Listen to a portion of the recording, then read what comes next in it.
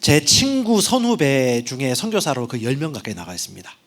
왜냐하면 선교단체고 했고, 그 다음에 저도 이제 선교지 가서 잠시 경험을 하고 왔고, 제 직속 선배가 필리핀 선교사로 나가서 거의 지금 18년이 됐거든요. 근데 참 신기한 것이 이 1990년대 중반이나 2000년 초중반이나 지금 2020년 중반이 돼도 거의 선교지는 변한 게 없어요.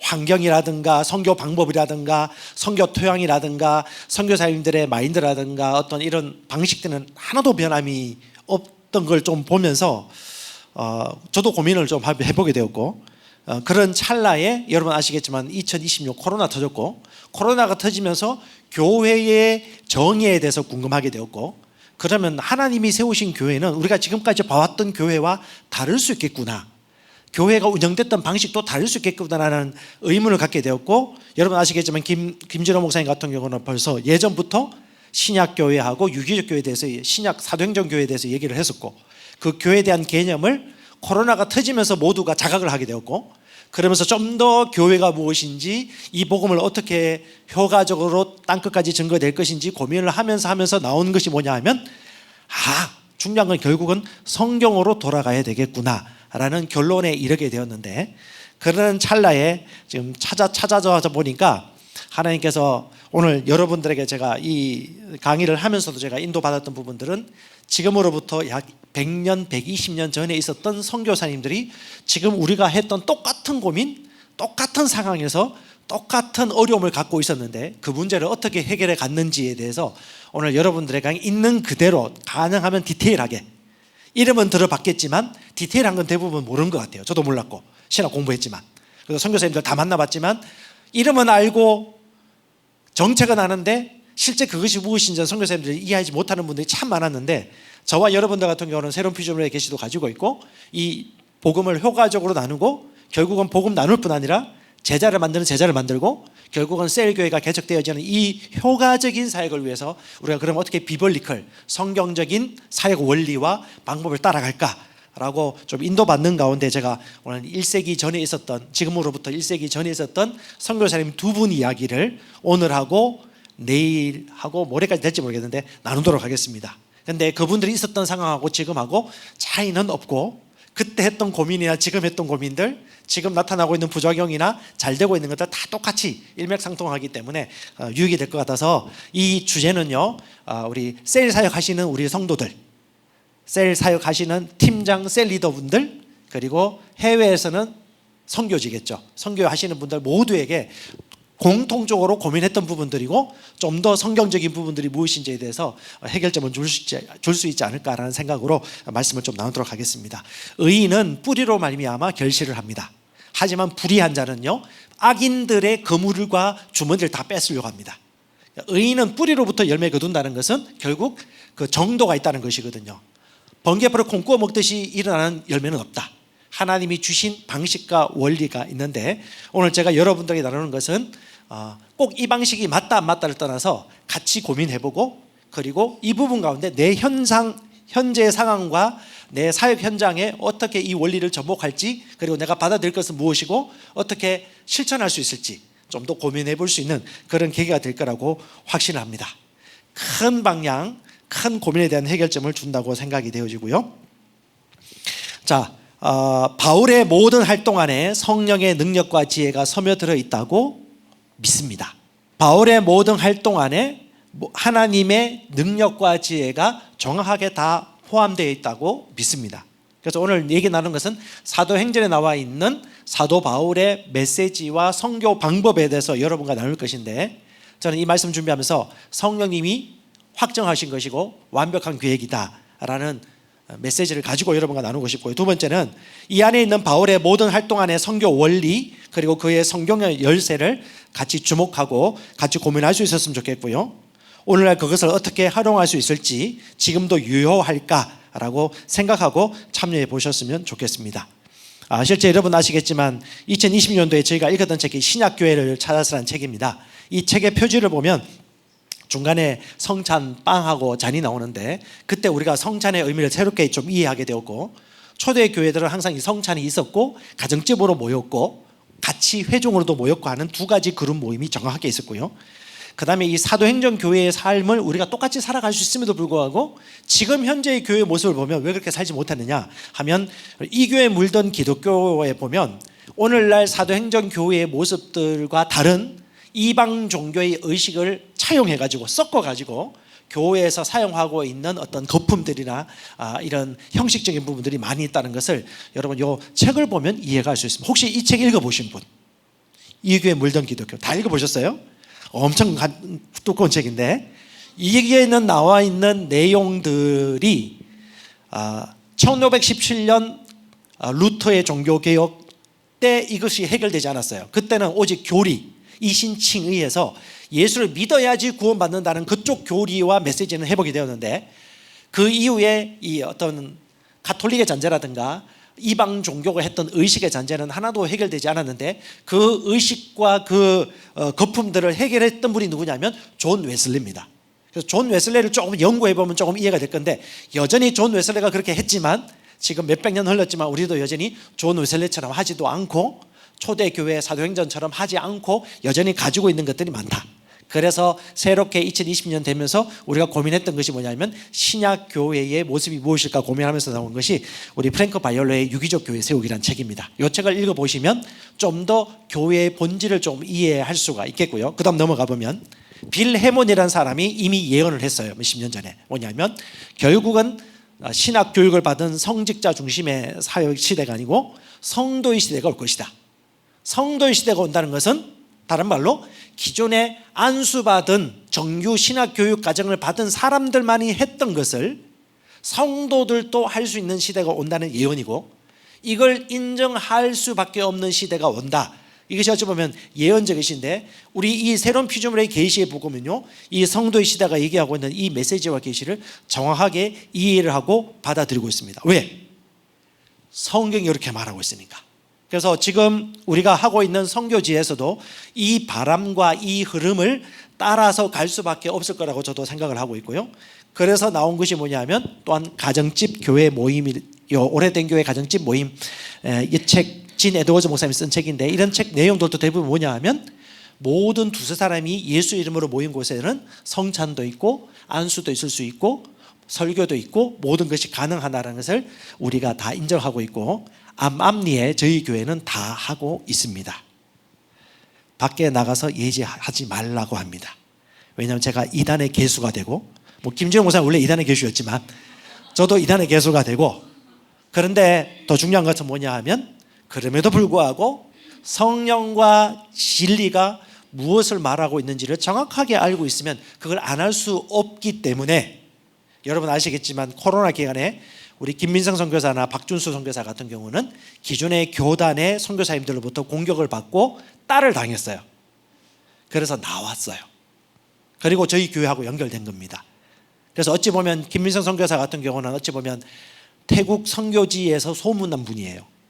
태국 현지 사역이 너무 잘 되는데 기존의 한국 선교사님들한테 눈밖에 났어. 그래서 제가 교류가 끊어졌어요. 하지만 오직 뭘 포커스를 맞춰서 하느냐, 하나님께서 우리에게 주신 사명, 그 방법과 그 원리대로 교회 사역하겠다고 싶어서 지금 어찌 보면 가장 사도행정적 모델이 의도하지 않았고 계획하지 않았는데도 불구하고 지금 그런 일들이 지금 태국과 캄보디아 이런 데서 지금 막 일어나고 있는데, 그걸 2년 전에 저하고 저희 아내가 갔었거든요. 저희도 깜짝 놀랐어요. 이건 뭐 말로 표현하기 한계가 있는 것 같아요. 직접 봤는데 그냥 그 안에서 성령께서 일하시더라고요. 그리고 이것이 그냥 하나님께서 빌 해몬을 통해서 말씀하셨던 예언적 사역이 이렇게 일어나는구나라는 걸 보게 되어지면서, 모두가 선교제가 똑같지는 않습니다. 상황이 다 달라요. 그럼에도 불구하고 이건 제 얘기가 아니고요, 1세기 전에 직접 7, 8년 동안 선교사로 삶을 살았고, 그러다가 몸이 너무 약해지셔가지고 40년 동안 선교적 경험에 비추어서 선교지를 40년 동안 방문하고 인터뷰하고 상황마다 다 연구하면서 40년 동안 성경적인 선교는 무엇일까에 고민해서 책을 쓰신 분이 롤랜드 앨런입니다. 이분이 20세기 기독교 걸작 10권 중에 한 권이 바로 이 바울의 선교, 우리의 선교인데, 바울의 선교와 우리의 선교가 어떻게 다른지 비교하고 있는 책이고, 실제 성령과 말씀이 지지하고 있는 성경적 선교가 무엇인지 우리에게 얘기해 주고 있는데, 오늘 제 얘기는 거의 1%, 2% 들어갈까 3% 들어갈까 그 정도고요. 가능한 한 여기 있는 책을 제가 여러분 온다고 씹어서 먹고 이 PPT 만들다 시간 많이 걸렸어요. 그래서 정신 한번 집중하셔가지고 셀 사역이나 팀 사역이나 국내 선교 사역이나 해외 선교 사역이나 원리는 똑같잖아요. 왜? 바울 서신 대부분이 바울 편지 아닙니까? 그럼 어떻게 해요? 국내 선교든 해외 선교든 다 성경적인 원리가 바울을 통해서 나왔다는 것이고 하나님이 지지하고 있다는 것이기 때문에 그냥 순전한 마음을 한번 들어보시고, 여러분 선교지에서 이걸 어떻게 좀 접목하고 이건 어디까지 내가 가져갈 수 있는 큰 그림인지를 생각해 볼 수 있는 그런 시간이 되었으면 좋겠습니다. 자, 바울의 선교, 우리의 선교 책. 제가 일부러 이 책을 이번에 선물해 줄까 하다가 좀 어렵겠다 싶어서 다른 책을 준비했고요. 마지막에 내가 선물해 드리도록 하겠습니다. 자, 그분이 하는 얘기입니다. 롤랜드 앨런.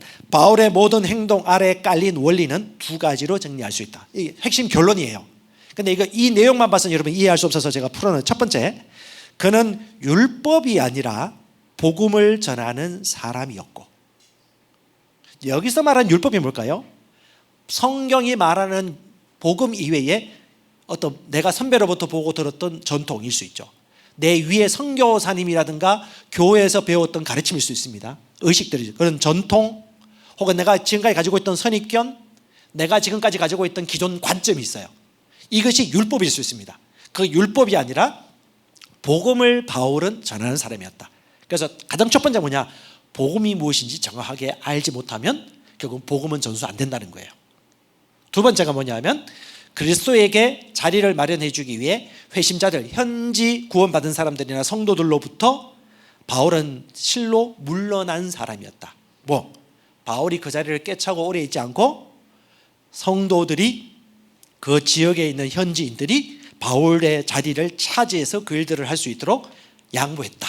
요게 두 가지 핵심입니다. 복음과 그 자리를 그 사람 현지인들이 하겠다. 이것이 롤랜드 앨런인데, 자, 한번 보겠습니다. 여러분 보시면 아시겠지만 당대에 참 인기 없었던 사람이고요. 참 좀 어찌 보면 좀 뭐 있어 보이지 않는 인생이었어요. 약간 내향적인 것 같기도 하고. 그리고 그렇지만 영국 성경의 선교사로 1895년부터 1903년까지 8년 동안 중국 약 북부 지역에서 선교 사역을 했습니다. 그 당시 중국이 미지의 나라이고 마지막 복음 전해야 되는 나라이기 때문에 19세기 후반에 엄청 선교사를 많이 파송했거든요. 그런데 7, 8년 선교 사역하다가 몸이 약해져서 귀국하고요. 영국에서 3년 동안 목회하고 여러 가지 일들을 전전하다가 나중에 케냐 나이로비에서 사망을 합니다.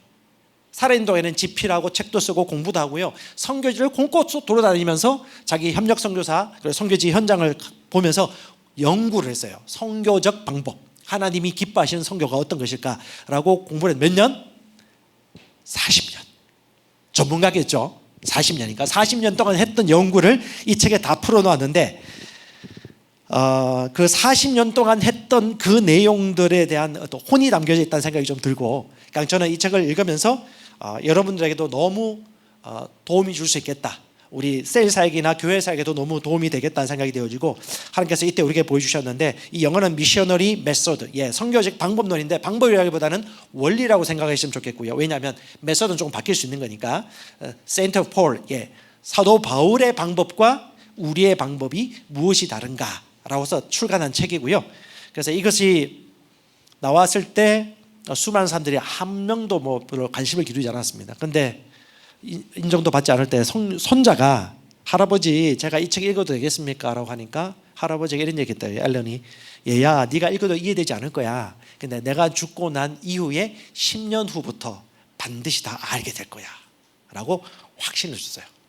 진짜 당대 아무도 안 알아줬습니다. 그리고 이 사람이 죽어요. 죽고 난 다음에 실제 10년 이후에 갑자기 성공회뿐 아니라 뭐 오순절뿐 아니라 수많은 교단에서 이 책을 읽으면서 다 깜짝 놀라요.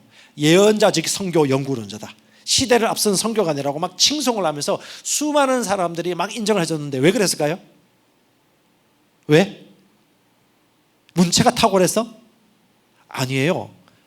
성경을 믿고 성경대로 모든 걸 기술했거든요.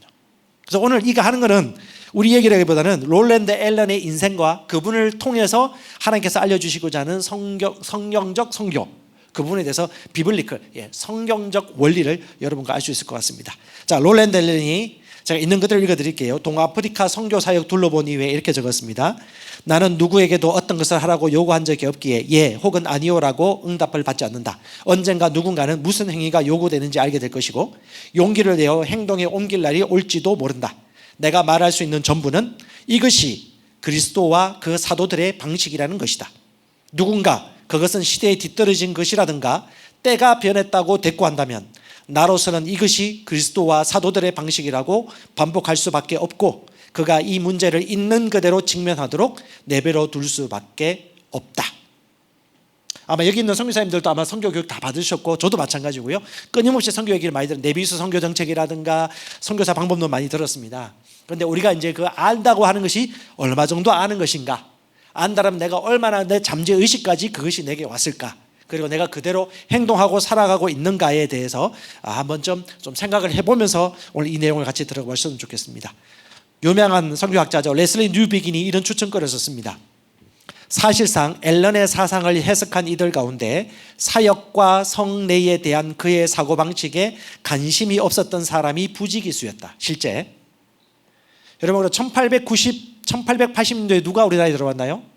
언더우드, 아펜젤러, 알렌이 다 들어왔던 때입니다. 동시대 선교사예요.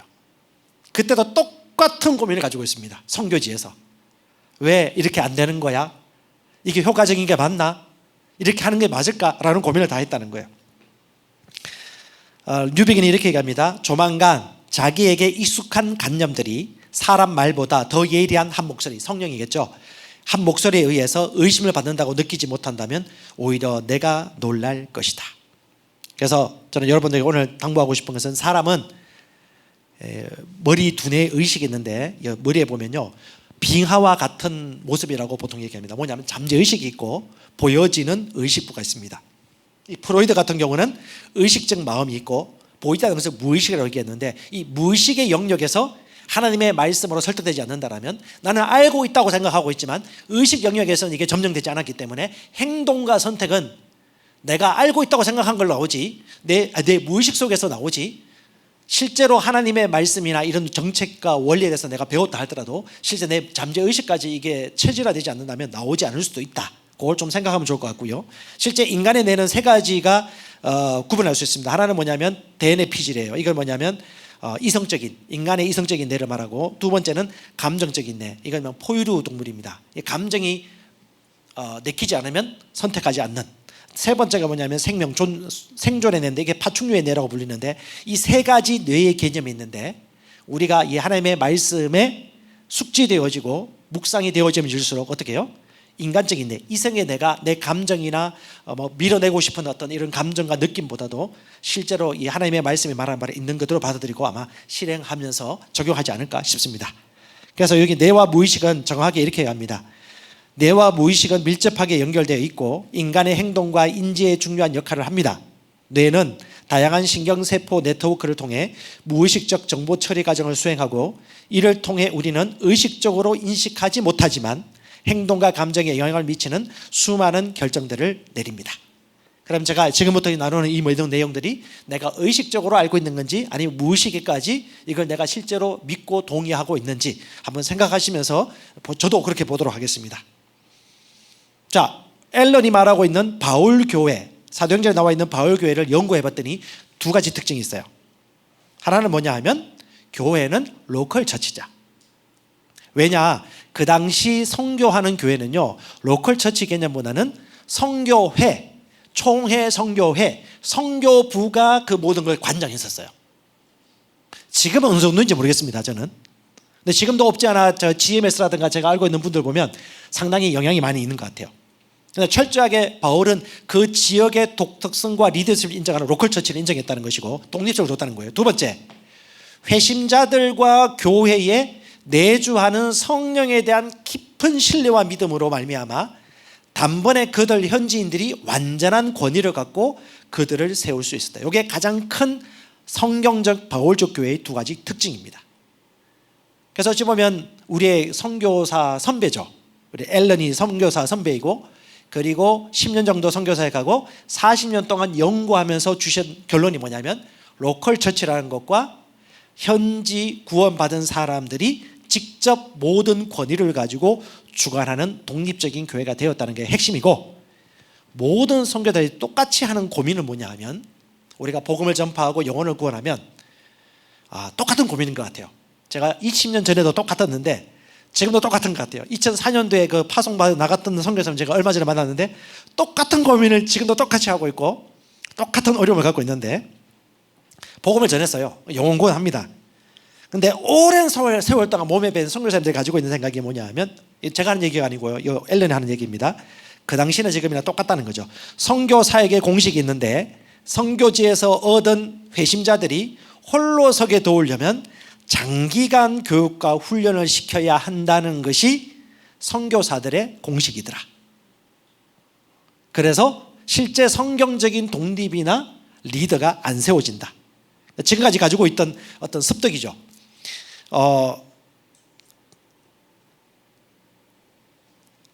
베트남에서 복음 사역하고 있는 멤버가 있는데, 이분은 선교단체로 파송되었어요. 거기는 제자 훈련이라든가 선교 훈련이라든가 모든 훈련 과정들이 다 선교부에 다 보고되어집니다. 그리고 모든 통계가 다 되어지고요. 그리고 전체적인 행사라든가 이런 거 하면 항상 선교단체에 연결되어집니다. 그건 캠퍼스 전도가 되어져요. 교회 사역까지는 연결되지 않습니다. 하지만 캠퍼스 사역 전도로는 계속해서 모임이 되어져요. 그다음에 필리핀 같은 경우는 저희가 몇 년 전에도 몇 번이나 갔었는데, 거기 같은 경우도 GM에서 총회 선교로 파송되신 선교사님이 복음을 전하고 있는데, 그분 같은 경우는 이 복음 모릅니다. 치유 안 믿습니다. 안수 잘 안 믿어요. 신유 안 믿습니다. 그분들이 신유를 본 적이 없어요. 그때 처음 가가지고 저희 선교팀하고 저희 부부하고 축사하고요, 신유 사역했습니다. 귀신 떠나고요, 신유가 나타났어요. 막 난리 났죠. 기쁘고 즐겁고. 그리고 난 다음에 1년인가 얼마 이후에 어떤 소식이 전해졌을까요? 다 다시 돌아갔어요. 왜? 현지 담당하고 있는 선교사님이 이것에 대한 믿음이나 확신이나 의식이나 사역의 연속성이 없었거든요. 그러니까 어떻게 해요? 이분들이 받은 것도 마찬가지로 최선을 다하는 거예요. 그럼에도 불구하고 객관적으로 이들이 리더십을 가지고 훈련하고 세워지지 않는 이유는 선교사님들한테 믿음이 있어요. 안 된다. 얘들은 할 만한 실력이 안 된다. 그리고 믿을 수가 없다라는 불신이 가득 가져 있습니다. 근데 지금 김민서 선교사가 또 나누겠지만, 김민서 선교사 같은 경우는 지금 자신이 헤아릴 수 없어요. 치앙라이라든가 그쪽에 가보면 현지 제자들이 자기들끼리 돌아다니면서 사역을 다 해요. 복음 전하고요, 신유 기도하고요, 침례도 하고요. 한 번씩 어떤 사도직 역할을 감당하는 거죠. 이 사도 바울은 실제 사도적 역할을 감당했습니다. 그래서 사도적 역할을 감당하고 있는 사람들은 예루살렘 교회라든가 연계되어 있는 교회 사역자들은 그들을 활동할 수 있는 그런 생활비나 이런 부분을 지원을 해주고, 현지 교회로부터 지원을 받지 않고 현지 교회들이 직접적으로 자기들이 믿음과 실력을 발휘함으로 말미암아 사역이 세워지고 재정을 사용할 수 있도록 훈련시키는 그런 의식들이 철저하게 있었어요. 그러다 보니까 어떻게 해요? 그들이 부요해지고, 그리고 리더들이 객관적으로 세워지는 일들이 일어나기 시작합니다. 그래서 어찌 보면 코로나 기간에 김민성 선교사가 겪었던 그 어려움도 하나의 분기점에서 생각이 되어져요. 다른 교회 선교사님들하고 만나면 결국은 내가 하고 있는 이 복음을 다 펼칠 수도 없고 결국은 계속해서 눈치 봐야 되고 하는 상황인데, 그때 우리 박준수 선교사님이 기존에 후원받던 교회에서 잘렸죠. 잘린 이유가 뭐죠? 이 복음 때문에 그런가요? 아마 그럴 거예요. 이 복음으로 간다고 했기 때문에. 그래서 지금 어찌 보면 자유로운 존재예요. 제가 만약에 기존의 교단에 소속되어 있다면 자유하지 못하는데, 그러니까 하나님의 말씀에 있어서 이런 결단을 하니까 결국은 마음껏 할 수 있는 어떤 그런 길들이 열리게 되어지는데, 어찌 보면 성경적인 사역은 때로는 극단을 요구하기도 합니다. 때로는 희생이 필요로 하기도 합니다. 바울처럼. 오늘 바울 그 메시지를 한번 보면서 바울이 걸어갔던 길이 오늘날 이 시대에도 가능할까라는 것들을 한번 고민하는 시간이 될 것이고, 내가 그것이 내 잠재의식까지 실제로 그것이 맞고 인정이 되어진다면 아마 사역에서도 큰 방향 안에서 조금씩 변화가 일어나지 않을까 싶습니다. 자, 개관을 나누겠습니다. 첫 번째요, 바울은 특정 지역이나 특정 계층을 일부러 선택했는가? 많은 분들이 바울은 특별한 뭔가 있었을 거야라고 생각하고 있기 때문에 이분이 일부러 이 주제를 먼저 했습니다. 어떤 사람에게, 어떤 사람들에게, 어떤 지역에서 복음을 전했는가, 요거 좀 여러분과 나눌 거고요. 두 번째는 바울이 사역한 선교사에게 방편들이 있습니다. 기적, 재정, 복음 메시지, 성찬 침례 안수, 징계하는 거, 하나됨을 유지하는 방법 등은 어떻게 이루어졌는가, 요걸 오늘하고 내일하고 모레 오전까지 해서 좀 나누도록 할 것인데 차근차근 디테일하게 하도록 하겠습니다. 첫 번째는요, 우리가 어디로 가서 복음 전하고 어떤 사람에게 복음 전하고 그 상황은 어땠는가. 첫 번째요, 사도 바울의 서신이나 성경을 살펴보니까 복음 전파하고자 하는 지역에 대한 계획은 가졌지만 실제로는 매 때마다 성령 인도를 그때마다 받았는데 계획보다 그때마다 받는 성령 인도에 더 압도를 당했다. 자, 사도행전 14장 26절 보세요. 배 타고 안디옥에 이르니 이곳은 두 사도가 이룬 그 일을 위하여 전에 하나님의 은혜 부탁하던 그곳이라고 얘기해요. 그러니까 계획은 세웠습니다. 그곳으로 가죠. 그리고 밤빌리아에 의해서 일하러 가지 아니한 것을 한 거 보니까 일하고자 하는 목표와 계획을 가지고 세웠는데, 여러분 사도행전 보면 아시겠지만 아시아나 비두니아로 가고자 했는데 성령께서 막아버리셨어요. 꿈속에서 스탑 시켰었습니다. 그리고 어떻게 해요? 마게도냐로 가라고 하나님께서 환상 속에 사람을 통해서 성령 인도를 보여주세요. 그리고 바울은 성령 인도를 따라 길을 조정합니다. 그러니까 하나님이 주신 지역과 대상에 대해서 계획은 세웠지만 때마다 성령 인도받고 그때마다 지도를 받았다는 것. 뚜렷한 계획이나 구상이 확실치는 않았다. 하지만 그때마다 성령의 인도를 통해서 봤다는 것이고, 하지만 고민은 했다는 거예요. 어디에 가서 복음 전할까 할 때 그 다음 보면요, 바울 선교에서 주목할 게 있는 게 뭐냐면 지방과 장소의 전략적인 가치는 심사숙고했다. 그래서 안티오쿠스의 영토 루가오니아와 안디옥은 루스드라 지방보다는 중요하지 않기 때문에 루스드라로 먼저 가자라고 결론을 내렸고요. 그 다음에 복음 전하러 갈 때는 어떤 방식으로 했냐면 어떤 지역이 있다면 그 지역 중에 거점을 몇 가지 미리 정했다는 거. 근데 그 거점의 특징이 뭐냐, 목적은 뭐냐, 효과적으로 복음이 전파되어야 할 곳. 그 자리에 머물러서 교회를 세우는 게 목적이 아니에요. 그건 기본인데 효과적으로 복음이 계속해서 흘러갈 ING죠. 흘러갈 확산되어지는 것에 대한 그림을 가장 중요하게 가졌습니다. 그래서 그들이 갔던 장소는 어떤 곳이냐면 주요 도시였어요. 헬라 그리스 문명의 핵심 중심지, 상업 중심지, 교통 요지, 이런 데를 가지고 복음을 전하였고, 그러다가 그 도시마다 몇 개의 소그룹 모임이 생기면 어떻게 선포했냐면 로마서 15장 19절에 예루살렘부터 행하여 일루리곤까지 그리스도의 복음을 편만하게 전하였노라라고 말합니다. 왜? 물고기가 많은 곳에 가야 물고기를 많이 낚죠. 그러니까 물고기 많은 곳에 갔다는 것이고, 물고기가 많이 오가는 곳에 갔다는 것이고, 그다음에 또 하나는 저와 여러분들이 알고 있지만 물고기 종류는 무엇에 따라 달라질까요? 미끼에 따라 달라집니다. 그러면 내가 어떤 사람들에게 어떤 복음을 전할 것인가, 내가 정확하게 이 복음을 전할 것인가, 그것에 대해서 정확하게 구분된다면 이 복음의 미끼를 무는 사람이 반드시 오지만, 만약에 기존 전통이나 그들이 가지고 있는 부르심과 내 부르심을 섞어버린다면 그들은 여기에 매력을 느끼지는 못할 거예요. 바울은 바울이 가지고 있는 복음을 정확하게 전했고, 저와 여러분도 마찬가지입니다. 물고기가 많은 곳에 가지만 어떤 미끼, 우리는 탕수육이야 짬뽕이야, 그걸 정확하게 정하고 정한다면 그 물고기가 많이 오가는 중에 그 물고기들이 우리에게 오게 될 것이다. 그 원리대로 이제 복음을 전했다는 것이고, 그다음 중요한 것은 언어가 아주 중요했습니다. 사도 바울은 헬라어 능통이기 때문에 제자 사역에 있어서 언어가 안 되면 제자 사역에 한계가 있다는 걸 절실하게 느꼈고, 그는 헬라권 문화 지역에 가서 헬라어로 복음을 전할 수 있는 곳에 복음을 전했다는 것입니다. 다시 말하지만 계획과 그림은 세울 수 있었지만 성령 인도를 철저로 우선적으로 여겼다는 것이고요. 그 다음에 그럼 어떤 사람에게 복음을 전했을까? 여러분 다 아시겠지만 결론을 내버리니까 복음은 율법적이고 전통적 사람보다는 자유로운 심성에 있는 사람들이 더 복음을 잘 받아들였다. 그 유대인이었던 바울이 복음 전하러 그 헬라 지방이나 많은 지역에 가면 유대인들은 그 고집이 많았어요. 완고했고요. 그래서 복음을 잘 안 받아들였습니다. 그리고 심지어 비난하고 핍박했습니다. 바울을 죽이자고 하고 막 뒤에서 고자질을 하고요. 막 죽이자고, 유대적인 어떤 습성을 가지고 있는 사람들. 예를 들면 교회 생활 안 했던 사람이고 옛날 교회 다녔어요. 목사님, 장로님 아들, 딸이야. 오히려 그런 사람들이 핍박하고 비난하고 막 들은 척하면서도 나중에 딴소리하는 그런 일들이 많았는데, 오히려 헬라인들이 어떻게 해요? 열렬하게 이 말씀을 받아들이고 배움에 받아들이고 삶에 대한 변화가 빨랐다.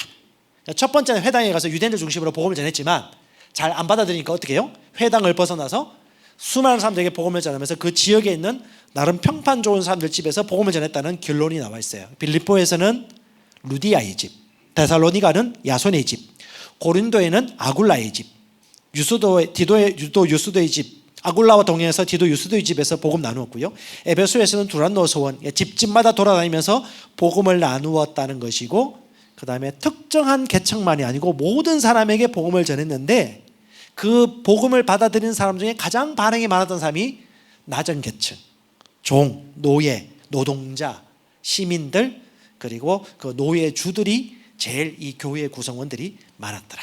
이걸 볼 때 뭐 특정한 대상을 위해서 갔다기보다는 성령의 인도를 따라서 어떤 지역, 그리고 복음을 전했더니 그 복음에 반응하는 사람 중심으로 소그룹 모임이 만들어졌다는 것을 우리에게 얘기해 주고요.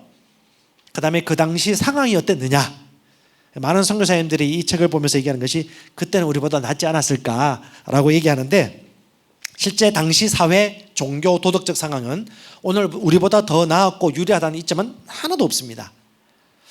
뭐 이 당시 여러분 아시겠지만 마귀 그 토속 신앙이 얼마나 팽배했겠어요. 그래서 어떻게 해요? 이교도는 공격에 처하면 자연스레 마귀 숭배를 행했다.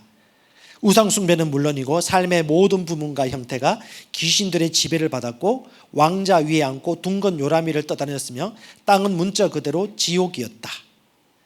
우상 섬기다가 예수 믿으면 우상 버려야 되는데 우상 안 버리고 다시 우상을 같이 섬기면서 교회 생활하는 사람도 많았더라. 그리고 이런 얘기도 많아요. 생살 뜯어먹는 우상도 있었고요. 몸을 막 자르는, 몸을 토막내는 그런 우상 숭배도 있었고, 그다음에 금식하면서 가슴을 둑둑둑 치는 뭐 이런 우상도 있었고, 그다음에 성질내고 화내고 음탐하고 이런 것들이 많았고, 여러분 아시겠지만 그 당시에 노예 제도하고 원형극장이 있었잖아요. 여러분 그 뭐 영화 보면 옛날 그 노예 제도에 대한 뭐 검투사들이 영화가 나오는데, 실제 영화로 봐서 그렇지 실제 그 현장에 들어갔다고 생각해 보십시오. 거기에 직접 살았던 사람이 기록한 글이 이렇게 나옵니다. 기독교인인데 그걸 보는 순간 어떻게 마음이 꼬꾸라졌는지 이렇게 고백하고 있어요. 피를 보는 순간 무자비함을 내가 들이켜 마셨고 눈을 돌릴 수가 없었다. 뭐요? 돌릴 수가 없더래. 너무 짜릿해가지고. 크나큰 싸움에 넋을 잃었고 살인적인 기쁨을 나는 흠뻑 들이켰다. 그러니까 이런 무섭고 무자비한 이런 시대 가운데 복음을 전해야 됐고, 마귀가 신앙이 충만하기 때문에 지금보다 더하면 더했지 덜하지는 않았다. 그리고 종교적 의식도 엄청나게 강했고요. 그리고 주종관계가 있지 않았습니까? 그런 가운데 복음을 전했기 때문에 환경적으로 좀 더 유리하거나 좋았다라는 부분들은 우리가 얘기할 수 없다. 뭐냐? 말씀을 믿고 성령의 인도를 따라 그곳에 가서 복음을 전했다. 자, 바울 선교의 핵심 정리 첫 번째 하면요, 뭐냐? 전략과 계획은 세웠지만 순간마다 지속적인 성령의 인도에 더 압도당했다고. 두 번째는요, 특정 계층이나 신분을 구분하기보다 복음에 반응하는 사람들 중심으로 교회가 더 급속도로 세워져 나갔다. 그다음에 선교적 상황과 환경이 지금보다 더 열악했으면 했지 더 유리한 환경은 찾아볼 수 없었다. 사도 바울의 사역은 특별한 건 아니었다. 똑같은 위치였고 더 열악하면 열악했지. 하나님은 하지만 그곳에서 역사했다. 이게 우리가 가야 될 장소와 인물에 대한 정리고요. 두 번째는 기적입니다. 기적. 초자연적인 일들인데, 여러분 기적은 하나님의 사랑을 나타내는 방편입니다. 그런데 여러분 아시겠지만, 저도 장로교회 같은 게 오래 있었지만 기적과 치유는요 30년 동안 한 번도 제가 경험하거나 설교 들어본 적이 없어요. 그러니까 옛날 이야기였거든요. 그런데 2000년 전이나 지금이나 성경은 정확하게 이 기적에 대해서 얘기하고 있거든요. 그럼 기적은 선교지 현장에서 얼마만큼 나타나고 어떤 중요성은 있을까? 한번 좀 살펴봤으면 좋겠습니다. 실제 앨런이 이런 얘기를 쓰고 있어요. 복음 전파로 와가지고 사람들 만나고 접촉하다가 이게 갈급하잖아요. 한 명, 두 명이 소중하니까. 그래서 그 중에 좀 똑똑한 학자들 불러가지고 학교를 세우고 돈을 줬대요. 기독교 교리 배우면 돈 줄게. 돈을 주고 교육을 가르쳤는데 아시겠지만 처절하게 실패한 거죠. 돈을 안 주면 안 오더라. 그리고 믿는 척을 하고 돈벌이 형밖에 안 되는 거야. 그러니까 돈을 주면 이 사람들은 돈으로 온다는 것을 깨닫고 난 이후부터 고민을 많이 했는데, 사도 바울의 사역을 보니까 기적과 표적의 역사가 나타나는 것들이 너무 자연스러웠더라. 그래서 의료 교육도 하고 뭐 보건 교육도 하고 했는데 다 해봤지만 원칙적으로는 도움이 되지 않았다. 그래서 앨런 이 선교사님이 하는 얘기는 그거예요. 직접 돈을 주는 것만큼 악하지는 않지만, 의료 교육 봉사를 할 수는 있겠지만 그것 또한 돈을 주는 것만큼이나 원칙적으로 마찬가지 악한 것이다. 이들에게 진짜 복음을 전해주지 않는다면 언제 복음을 전할 것이냐. 어찌 보면 단도직입적으로 사도 바울이 전했던 복음 메시지를 얘기하고 있는데, 그러니까 사람 눈치 보거나 상황과 환경을 보면서 두리뭉실하게 가지 않았다는 거예요. 사도 바울은 정확하게 복음을 전했는데 그 복음 전하는데 따라온 것이 바로 기적이었다. 그래서 복음 전파에 따른 기적은 자연스러운 일상이었고, 기적이 그러나 복음보다 앞선 것은 아니었다. 기적은 뭐냐면 그 사람 안에 있는 믿음을 심어주는 방편이고 믿음을 세워주는 쪽으로 가야지, 기적을 위한 기적이 된다면 아무 도움이 되지 않는다는 얘기하고 있고요. 사도행전 14장에 보면 이거 말씀이 참 재밌습니다. 2명의 사도가 오랫동안 있어 주를 힘입어 담대히 말하니, 복음을 전파했다는 거예요. 오랫동안 믿음을 가지고. 그랬더니 어떻게 해요? 주께서 그들의 손으로 표적과 기사를 행하게 하사 은혜의 말씀을 증언하시니. 성경에 보면 많은 얘기 나오죠. 발 못 쓰던 사람들이 걷고요, 귀신도 쫓아내지고요, 손수건이나 앞치마에서 임파테이션이 나타나고요, 그 다음에 여러분 말씀 듣다가 졸아서 떨어진 사람이 죽은 가운데 살아날 일들이 일어나죠. 그러니까 성령님의 역사가 초대교회 가운데 이렇게 많이 나타났었습니다. 이 일들이 지금도 일어날 수 있을까요? 아멘. 요한복음 14장 12절, 나를 믿는 자는 내가 하는 일을 할 것이요 이보다 더 큰 일도 하리라. 근데 믿음이 없으면요 안 해요. 그런데 이런 믿음이 있으면요 선교지에서 기회를 계속해서 만듭니다. 그런데 참 신기한 것은 뭐냐면, 하기를 원하고 기회를 만들수록 성령께서 역사할 수 있는 길이 많아집니다. 지금 수많은 선교사님들하고 선교지가 있는데 기적과 치유 사역하시는 분은 제 주변에 없어요. 왜? 그분은 장로교 선교사님들이거든요. 이 새로운 피조물의 계시로 하시는 분들이나 이런 분들 중에 배우고 하시는 분들이 그 사역을 하지. 그런데 그것도 적극적으로 하는 사람이 있고 안 하는 사람이 있어요. 그런데 이걸 진짜 믿고 이 하나님이 이 표적과 기사를 통해서 복음이 전파되기를 원하신다는 걸 인정하는 사람들은 그런 사역의 일들이 더 많이 나타나게 될 겁니다. 근데 좀 참 안타까운 것은 필리핀에서 그 불치병에 걸려가지고 죽어가는 사람이, 그 여자분이 고침받았어요. 구원받았어. 근데 그 이후에 믿음의 훈련 양육이 되어져야 되는데, 저희가 이제 선교사님들 만나면 보따리 사들고 갑니다. 새로운 피조물의 계시 책하고 사들고 가가지고 설명 좀 해주고 교제를 하고요. 심지어 JMA 등록비도 내줍니다. 한두 분이 아니에요. 근데 제대로 마친 분이 없어요. 제대로 마치지 못하셔가지고 여기에 있던 그 성도가 나중에 몇 년 후에 죽었다고 하더라고. 나중에 다시 뭐 암인가 뭐 생겨가지고 돌아가셨다고 하는데, 자, 그때가 제가 느꼈어요. 참 가장 위에 있는 사람이 이 말씀에 설득당하지 않으면 이건 아무리 구출과 구원과 치유가 나타난다 하더라도 궁극적으로 해결되지 않겠다는 걸 그때 제가 느끼면서, 결국은 선교사님이 어떤 선교사님이, 개척자가 어떤 사람이 개척하느냐에 따라서 교회의 성격은 달라지겠다는 생각이 드는데, 기적도 마찬가지다. 기적은 아주 하나님이 주신 유익한 선물입니다. 왜냐? 기적은 청중을 끌어모아요. 사람들이 소문 듣고 와요. 이번에 NCTC 집회를 하려고 이번에 건대 새천년간 예약했거든요. 거기 한 600-700명 들어간다는데 벌써 매진됐대요. 왜? 기적과 표적이 나타날 것을 믿는 믿음을 사모하는 분들이 많이 올 거예요. 왜? 아픈 사람이 많아요. 한국에 진짜 많아요. 그분들 지푸라기도 갖고 싶지 않을까요? 우리가 합니까? 하느님 하시잖아요. 근데 그것을 용기 있는 자가 하겠다고 말하고 기회를 만들면 누가 일하시는 거예요? 성령님이 일하시는데, 하나님은 그런 그릇을 준비되길 원하시는 거예요. 근데 그 선교지마다, 셀과 지역마다 똑같습니다.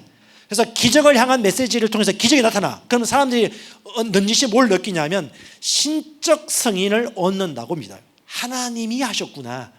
그래서 니고데모가 예수님 만났을 때 밤에 그렇게 하죠.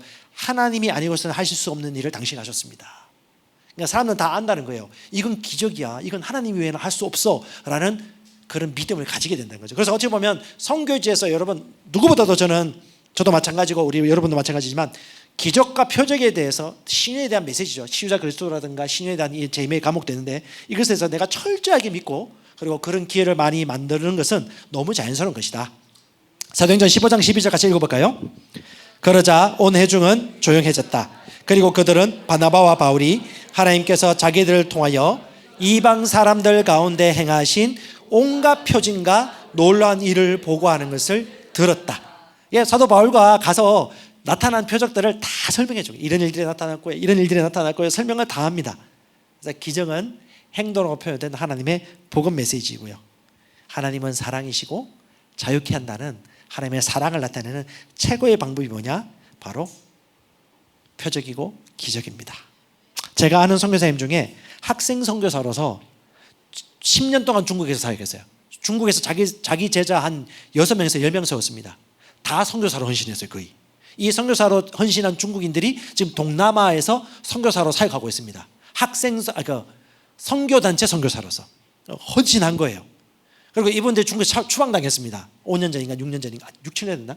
그래서 추방당해가지고 이분이 다시 중국에 들어가지 못하니까 추방당했으니까 어디 갈까 하고 기도하다가 베트남에 갔어요. 중국은 성조가 4개입니다. 베트남은 6개인가? 하여튼 많더라고요. 어렵다고 하더라고요. 처음에 이분이 근데 언어의 언사가 있어요. 근데 거기 가서 또 사역하고 있는데 지금 몇 년이 흘렀는데 제자 사역이 너무너무 잘 돼요. 탁월해. 그래서 거기서 복음 전파하는 거 그리고 학생 훈련하는 거 말씀 교육하는 거 너무너무 잘하는데 딱 한 가지 안 되는 게 있어. 뭘까요? 표적과 기적과 치유는 안 나타나. 물론 한 번씩 나타날 수 있지. 근데 이게 이만큼 나타날 수 있는데 나타나지 않아. 왜? 이 오순절 계통이 이 말씀에 이 순전한 풀 가스펠을 믿지 않으니까. 근데 또 그분은 또 그분의 부르심이지만 저와 여러분의 부르심은 뭡니까? 오늘 우리 예수 선교사 하나님께서 배우는 메시지가 뭐예요? 복음 전파하는 거, 예수님처럼 치유하고 신유 사역하고 축사하는 거, 그리고 가르치는 거. 요 3가지 다 골고루 다 할 수 있거든요. 마땅한 거라는 거예요. 그래서 기적의 본질이 있습니다. 하나님은 사랑의 영이시다. 성령이 일하시는 모습 중 하나가 바로 기적이다. 그리고 온 세상을 향한 하나님의 목적의 가시적인 표현이 기적이고 실제 선교지에서 이런 표적과 기적이 많이 나타나서 복음의 확신을 얻게 되었습니다. 사람들이. 하르나크 교수님이 쓴 내용인데요. 그리스도인은 귀신 쫓는 자로 넓은 세상에 들어갔으며 귀신을 쫓는 일은 그들의 선교 사역에 아주 강력한 수단이 되었다.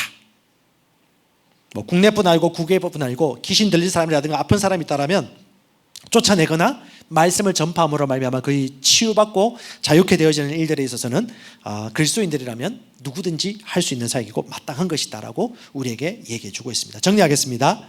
기적은 자연스러운 복음 전파의 선물이다. 치유와 축사 등 기적 사역에 제한은 없었다. 그러나 복음의 능력, 말씀의 능력보다 앞선 것은 아니었다. 결국 기적과 표적도 무엇을 위한 것이다? 하나님의 사랑과 하나님에 대한 믿음을 세우기 위한 방편이고 선물이다. 유업을 입고 성도들을 온전케 하는 것은 무엇이다? 말씀에 능력이 있다는 것을 알고 있었다는 것. 할렐루야. 예, 하나님의 사역에 있어서 이런 원리와 원칙들이 있다는 것을 실제 선교 현장에서 경험했던 우리 이 선교사님이 했고요. 마지막 주제 하나만 하고 마무리하도록 하겠는데 하나는 재정입니다. 재정. 제가 이번에 얼마 전에 방글라데시를 갔다 왔는데 우리 선교사님 같은 경우도 엄청 구령에 열정이 강하신 분이에요. 어린이 전도협회에서 전도 사역 하셨고 전도를 엄청 열심히 많이 하세요. 그래서 우리 청년들이 연결되어져 가지고 기숙사 생활 하듯이 같이 숙식하면서 훈련하고 있는데 5명 거의 5개 부족의 아이들의 그 리더들을 먼저 선교사님이 뽑고 그다음에 이 아이들이 자기들이 5명씩 뽑게 했어요. 그 아이들 책임질 수 있도록. 그래서 뽑아가지고 10명이 지금 모임을 하고 있는데 그들에게 이제 재정적으로 지원을 어디까지 해줘야 되는가에 대한 고민을 좀 하고 있었는데 우리가 지금 이렇게 이번에 만나면서 나름 좀 코칭도 하면서 좀 얘기를 나눴는데 이 재정 분야에 있어서는 성경은 생각보다 아주 중요하게 얘기하고 있더라. 왜 중요하냐? 돈이 중요한 게 아니고 돈을 어떻게 사용하느냐가 사람의 심령과 복음 사역에 너무너무 큰 영향을 미치기 때문에 그것이 중요하다라고 이 앨런 선교사님도 철저하게 그걸 느낀 거예요. 지금으로부터 100년, 120년 전에도 동일하게 이 문제가 있었고 지금도 이 원리를 해결하지 않는다면 똑같은 문제에 고리에 빠진다라고 얘기한 것입니다. 이 재정 문제만 하고 마무리하도록 하겠는데요. 자, 첫 번째, 선교사에게 재정을 아주 중요하게 여겼어요. 사도 바울은. 바울이 청중에게 접근할 때 재정을 매우 중시했습니다. 왜냐? 재정 관리가 선교사와 선교 대상과의 관계에 영향을 미치기 때문에. 그 다음에 선교사가 어떻게 후원받고 재정이 어떻게 운영되는 것보다 더 중요한 게 뭐냐 하면 이 재정 관리하는 것 때문에 사람들의 마음, heart, 이 마음에 어떤 영향을 주는가가 중요하다라고 얘기하고 있고요. 결국 그것이 뭐냐? 복음 전파를 지속적으로 잘 하느냐 못하느냐, 정진하느냐 방해하느냐 여부예요. 네, 성경은 자연적 원리를 가지고 영적 원리를 설명해 주는데, 여러분 유대인 엄마의 힘이라는 책이 있습니다. 이 책은 뭐냐면 유대인들이 자녀 교육하는 책인데요, 이 책의 핵심이 뭐냐? 자녀를 100% 사랑한다면 50%는 사랑해 주지만 50%는 감추어라. 이게 뭐냐면 무조건 아껴주고 사랑해주고 다 잘해주면 이 아이가 건강하게 자랄 수 없다는 유대인 원리예요. 그래서 이걸 자녀 교육의 원리로 쓰는데 이것이 재정에도 연관된다는 거죠. 그래서 사랑하지만 사랑할 줄만 알고 이것이 어떻게 사랑하는지의 방법에 따라서 가르쳐지는지를 모른다면 그 문제다. 그래서 가르칠 줄 모르는 걸 걱정해라 라고 합니다. 그래서 비전과 돈이 양립할 수 없고 부르심과 형통이 양립할 수는 없다. 우선은 뭐냐면 부르심이고 비전이고 하나님의 목적인데, 그 목적을 위해서 돈이 어떻게 써야 될까에 대해서 정확하게 여기 책에서 얘기하고 있는데 이거 좀 살펴볼게요. 그래서 사도 바울은 재정을 상당히 강조했습니다. 바울은 이상할 정도로 자주 재정에 대해 언급했고요, 자신의 입장이 오해받지 않도록 굉장히 신경 썼습니다. 최대한 폐를 끼치지 않으려고. 그 다음에 회심한 이들에게 미치는 영향을 매우 중시했어요. 왜? 현지인들이 가장 먼저 접하는 게 대부분 선교사로 나가시는 분들이 잘 사는 나라예요. 그러니까 자기는 못 사는 나라죠. 잘 사는 나라에서 온 사람이 자신에게 어떻게 하는지를 보고 거기서 태도가 바뀌는데, 핵심이 뭐냐? 사도 바울은 재정 운영의 세 가지 원칙을 가졌습니다. 첫 번째, 자기 자신을 위해서 현지인들에게 재정의 도움을 구하지는 않았다. 두 번째, 자신이 전도한 사람들에게 자기가 특별히 재정적 도움을 주진 않았다. 세 번째, 자신이 직접 그 지역교회가 운영되는 재정을 자기가 운영하고 관리하지는 않았다. 물론 처음에 어떻게 해야 될지 원리와 방식에 대해서 가르쳐주는 방법은 있었지만 실제는 여러분 아시겠지만 사도 바울은 텐트 메이커였던지 혹은 후원을 받았어요. 하지만 현지인 사역에 있어서는 철저한 이런 원칙이 있었다는 것을 우리 성경책을 통해서 알 수 있고요. 살펴보시면 데살로니가후서 3장에 보면 사도 바울이 이렇게 얘기합니다. 이 마인드 보시면 좋을 것 같아요. 뭐라고 말합니까? 어떻게 우리를 본받아야 할지 너희가 스스로 아나니 우리가 너희 가운데 무질서하게 행하지 않았고 누구에게든지 음식을 값없이 먹지 않고. 공짜 참 싫어했어요. 그래서 철저하게 이것을 내가 값을 치른다는 걸 개념을 제자들에게도 보여줬다는 거지. 공짜는 없다.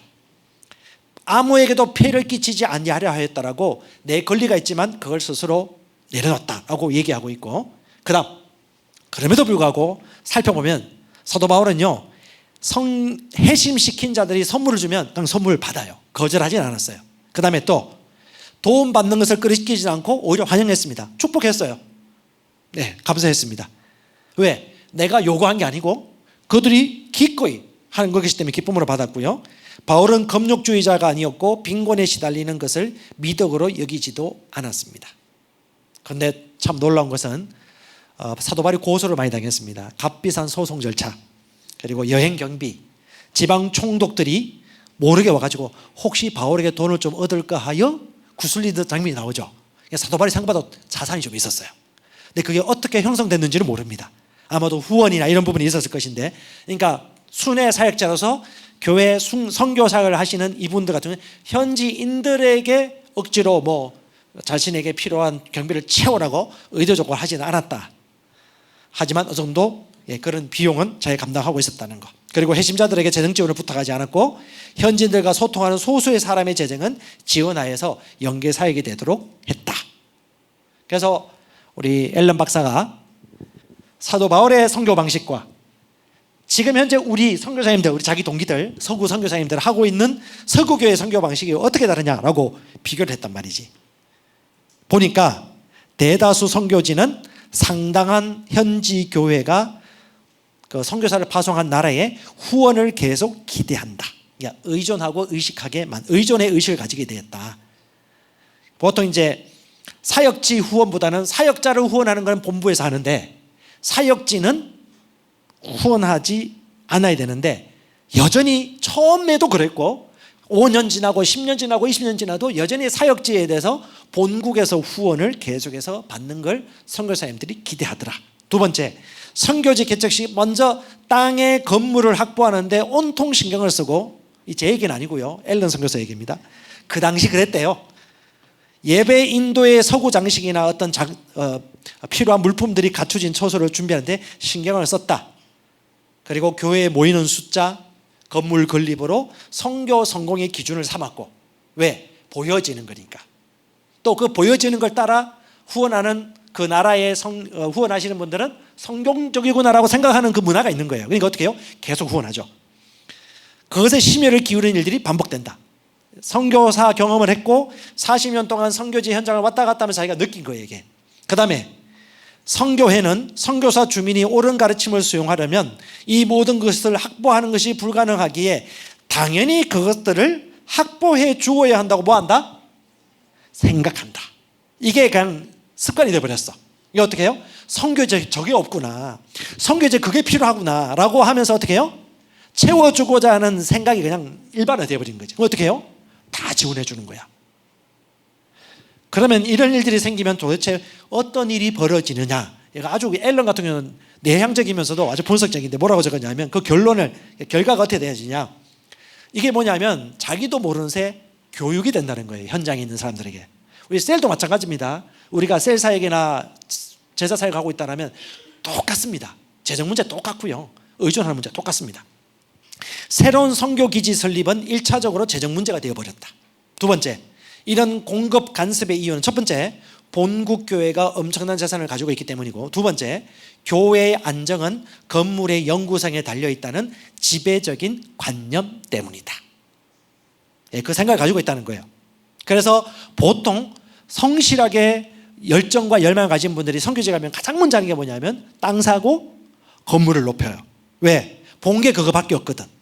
이게 좋다 나쁘다가 아니고 이게 실태라는 거예요. 실제 그런 생각을 가지고 있어요. 그래서 건물을 짓고 그러면 사람이 올 거다라는 이런 생각을 가지고 있는데, 여러분 코로나 때 그게 무참히 깨어졌죠. 코로나 할아버지가 오더라도 해외 선교지 그런 일이 아니라는 법이 없잖아요, 그렇죠? 그 다음에 네 번째, 부지와 건물을 확보하면 선교사에게 확보의 뿌리를 내린다고 뭐한다? 느낀다. 이게 이제 일반적이더라. 그래서 선교사님들이 현지 교회의 자산을 확보하려는 열심을 많이 가지게 된다는 것, 그리고 선교사님들 보니까 다 장부 정리하고 회계 정리하기 바쁘더라.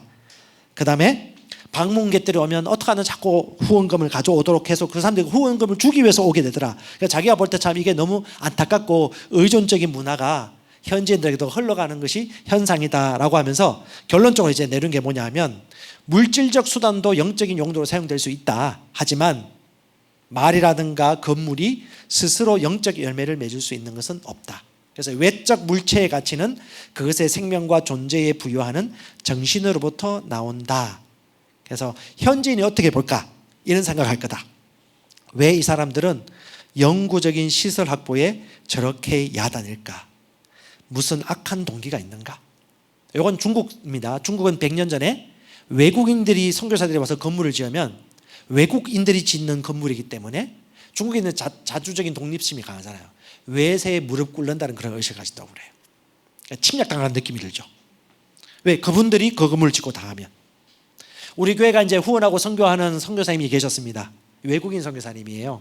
이번에 김준호 목사님이 처음부터 딱 10년 동안 저희가 후원하고 도와주겠습니다라고 했는데 10년 지난 다음에도 계속해서 선교사가 있는데 또 계속해서 후원을 해줬단 말이지. 근데 이분이 계속해서 하다 보니까 이게 이 말씀으로 하는 것에서 벗어나가지고 이 말씀도 하다가 저 말씀도 하면서 또 다른 분도 모셔가지고 컨퍼런스 하면서 이런 것들을 했단 말이죠. 그렇게 하다 보니까 20년 다 되고 20년 다 넘어가는데도 불구하고 계속해서 후원 사역하러 다니는 게 바빠, 때가 되면. 그래서 이분이 이제 결국은 이제 리더십 체계가 좀 바뀌면서 제가 좀 들어오게 되어지면서 이 말씀에 대한 확신이라든가 또 이 말씀의 연속성이라든가 제자 사역이라든가 이것이 안 돼가지고 제 때가 되어서 이건 좀 정리했으면 좋겠습니다 해가지고 제가 허락을 얻고 그렇게 연락을 했는데 그 다음부터 줄기차게 한국에 와요. 저를 만나겠다고. 자꾸 이제 후원을 바라는 거야. 근데 이미 우리는 결론이 났거든요. 그러니까 이게 뭐냐면 목표와 목적과 큰 그림이 없다라면 이게 습관이 돼가지고 계속 그렇게 살 수밖에 없어요. 그걸 보면서 제가 결국 뭐냐면 그렇게 버릇이 들어버린 거거든요. 근데 그것뿐일까요? 현재 사람은 더 하지 않을까요? 그래서 교회와 신앙에 대해서 이런 현상을 보면서 현지인들이 어떤 의식을 가지게 될까? 요겁니다. 그래서 사람들이 이런 생각합니다. 이런 걸 뭐 건물만 짓고 이렇게 뭐 몇 억을 들여가지고 건물부터 짓고 사람들 불러 모아서 이렇게 하는데 뭐 이거 늘 보던 거잖아요. 지금 여러분 아시겠지만 동남아라든가 이런 지역에 빈 예배당이 엄청 많습니다. 그 선교사님 시대에 왕성했었어요. 근데 그 선교사님이 철수하고 난 다음에 후원이 끊기거나 하면요 사람들 다 빠져나가는 거예요. 이게 늘 반복되었더라. 100년 전에도 똑같았더라. 그래서 그 의식을 얘기한 것이 뭐냐면 이런 걸 보면 현지인들이 선교사님이 이런 것들을 매우 중시하는 것을 보니 중요한 것인가 보다. 교회는 외형적인 것이 참 중요하구나. 이런 물건과 시설이 없으면 교회라고 할 수 없구나. 엄청난 비용이 사용되고 자기 나라는 도저히 제공할 수 없는 걸 볼 때 아무나 하는 게 아니구나. 수동적인 수납자의 입장과 태도를 갖게 된다. 자신들이 충분히 공급할 수 있음에도 불구하고 공급하고픈 정당한 충동마저 억제된다. 왜? 먼저 해버리니까. 스스로 필요를 공급하는 대신 남에게 의존하는 법을 배운다. 그래서 결론은 어떻게 되냐? 결과가 뭐냐? 현지 사역자들이 발빠른 복음 전도자가 보다기는 현지인 사역자가 무거운 엉덩이의 목사로 변하더라. 처음에 여러분 사도 바울이 왜 도시마다 2개, 3개 거점을 잘못했죠? 목표가? 공동체 크게 만드는 게 아니었어요. 효과적으로 확산될 것이냐, 효과적으로 복음이 전파될 것이냐 목적을 가지고 나라 거점을 잡은 거거든요. 근데 그 거점이 멈춰버린 거지. 뭐 때문에? 의존하는 이 습관 때문에. 어찌 보면 사도행전 성경에서 벗어나 버린 것이죠. 세속적인 이해관계로 맺어지는 순종으로 변질됐다. 현지인이 선교사의 자리를 차지하는 것이 무척 어렵게 만든다. 왜? 자기는 그 많은 재정을 그때 즉시 공급할 수 있는 그 사람이 안 되니까. 그러니까 어떻게 해요? 교회가 세워지는 거, 교회의 리더가 되는 것이 무엇인지를 그냥 보고 배우는 거야. 정리하겠습니다. 재정 사용의 중요한 가치를 바울은 부여했다. 두 번째, 재정관리가 현지인들의 마음에 어떤 영향을 미칠지 생각하고 현명하게 사용했다. 세 번째, 재정은 건강하게 자립시킬 수 있는 도구이기도 하지만 의존하고 나약하게 만드는 악한 도구가 될 수도 있다. 네 번째, 올바른 재정 사용은 외적 가치보다 내적 가치가 중요하다는 것을 보여주는 시금석이다. 이건 뭐 자녀 교육에도 똑같습니다. 내 자녀에게 내가 얼마만큼 공급해주고 그걸 줄 때 내가 어떤 마인드로 주느냐, 그리고 네가 이걸 어떻게 관리해야 되느냐, 이것에 대한 정신과 교육을 귀찮아서 안 하면 아무것도 못 배워요. 똑같다는 거예요. 자녀 교육과 똑같다는 거죠. 우리 영적인 자녀들도 똑같이 자녀에게 얼마만큼 내가 이 사랑을 전달해 줄 것인가, 그리고 하나님이 진짜 기뻐하시는 큰 그림의 모양으로 결국 이게 뭐냐, 돈을 후원해주고 후원 안 해주고 문제가 아니고 어쩌면 좀 더 효과적이고 효율적으로 하나님이 주신 목적에 따라 우리가 이 셀 사역과 선교 사역을 감당할 것인가, 이런 부분에 대해서 좀 고민하고 궁금해했던 부분들에 대해서 앨런 선교사님이 우리에게 얘기해 주는 것 같습니다. 오늘 제가 여기까지 하겠고요. 메시지가 또 내일부터 또 이어지도록 할 것인데, 하나님께서 지금 이루고자 하는 목적, 오늘 아침에 또 라도나 목사님이 얘기해 주셨는데 분명한 목적이 있거든요. 그 목적을 향해서 형편은 다 다르고 환경은 다 다르겠지만 그래도 큰 그림과 목적을 가지고 하나하나 그려간다면 제가 볼 때는 제한은 없을 것 같습니다. 저희 교회는 그런 목적, 그런 부심을 따라 선교하는 교회고, 또 그렇게 셀 사역도 하고 또 선교제에 이렇게 같이 연계하고 싶고, 또 계속해서 같이 그렇게 그 바람과 방향을 따라 같이 그런 사역자들 연계를 하고 싶고 후원도 하고 싶습니다.